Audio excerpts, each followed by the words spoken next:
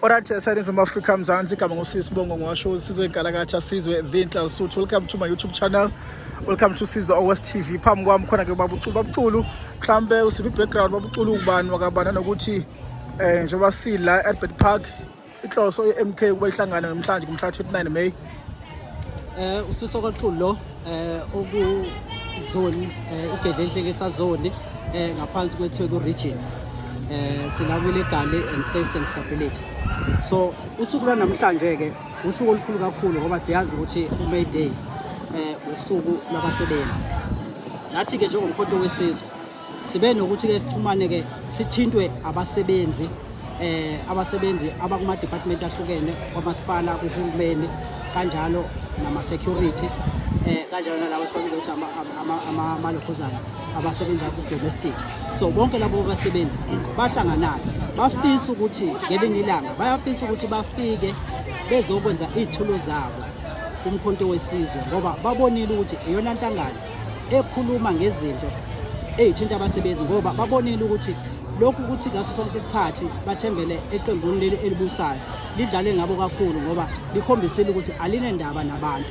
Ingakho ke bathe bacela ukuthi umkhonto wesizwe ngelanga labasebenzi ukuthi bezokwenza izethulo zabo ngokwama department wabo ngokuhlukana. Njengoba sikhuluma nawe nje sinama department abalele la ku 21 abantu abazokhuluma okuyibona abantu abazokhuluma ama representatives of that department.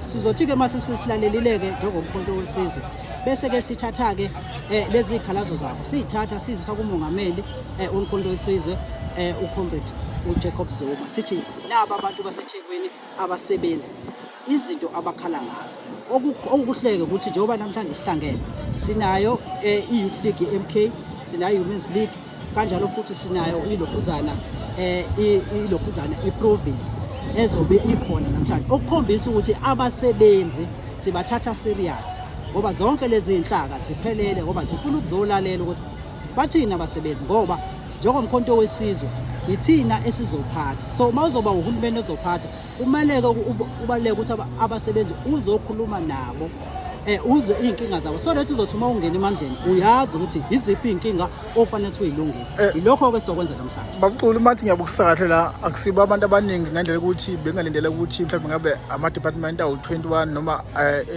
abantu abanithumile ukuthi bazohlangana nani la, but inamba yabantu abakhona la abasebenzi inamba benilindele ezomkhonto wesizwe.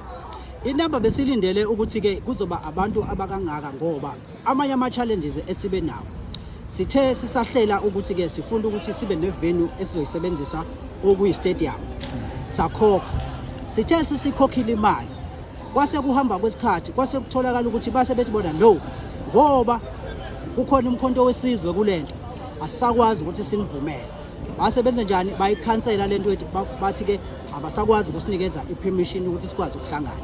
Ezinye zezinto ke lezo ke ezidala ama challenge othola ukuthi even nesibalo lesebesisilindele singakwazi ukuthi sigcine silese besibiselile kodwa ke okuhle sekujabulelayo abantu abafikile nabantu abangama representatives okuyibona abazothula inkulumo bona bakhona ngoba ilokho kakhulu esifuna ukuthi sikwenze sifuna ukuza ama message abo.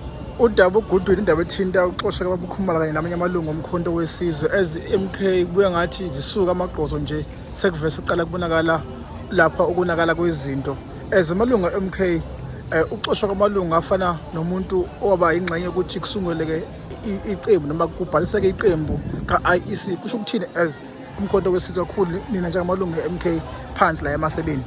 Thina njengamalungu eMK phansi siyakujabulela okwenziwa iqembu leMK ngoba kusho ukuthi limile kulezi miso owathi unqamalala umeqala esaddressa ngoba kufanele siyibuke siyilalele lento from eqaleni. Wathi may addressa unqamalala lento wathi ufuna ukuthi iqembu leMK libe nabantu abaclean abangayimbandakanye nezinto ezithinta inkohlakalo futhi abazosebenzela abantu. Wayesekubeka ukuthi iqembu leMK uma ngabe kukhona umuntu otholakalayo noma ngabe uphezulu noma ngabe kuma lower structures uma engezi ngendlela okuyiyona lo muntu ngeke ba hesitate ukuthi bamkhiphe esikhundleni noma bamsuse straight kwiqembu leMK. So ke njengeqembu leMK nangomphakathi ke siyakujabulela thina ukuthi ngempela kusho ukuthi umkhonto wesizwe uzimisele ukuthi ungasebenzi nama-leaders afuna ukuthi azicebise wona. So lokho siyakujabulela-ke thina ngoba kusinika umdlandla ukuthi sikwazi nokukhankasa ngaphandle ngoba even abantu esibakhankasayo njengamanje baba nalokho ukujabula ukuthi kusho ukuthi leli qembu alizukuhambisana nento enogqoko uthinta inkohlakalo lokungenzi kahle kubaholi. So siyakujabulela kakhulu lokho ukuthi kusho ukuthi ngempela siseqembini eli-right ngasekompondo wesizwe. Ezamalungu e-MK nanitsheliwe ukuthi inesimo sikanje ngoKhumalo nabanye amalungu athinta i-MK where you were informed ukuthi an action like this uxosha kaKhumalo isithathiwe noma izothathwa. Ngicela ukuthi-ke lowo mbuzo ngingakwazi ukuphendula ngoba njengamanje okukhona ukuthi ama-structures aphezulu iwona akwazi ukucommunicate ukujula kwendaba ukuthi-ke kwenzakaleni ngesikhathi futhi esifanelekile bazokwazi ukuthi base-addresse.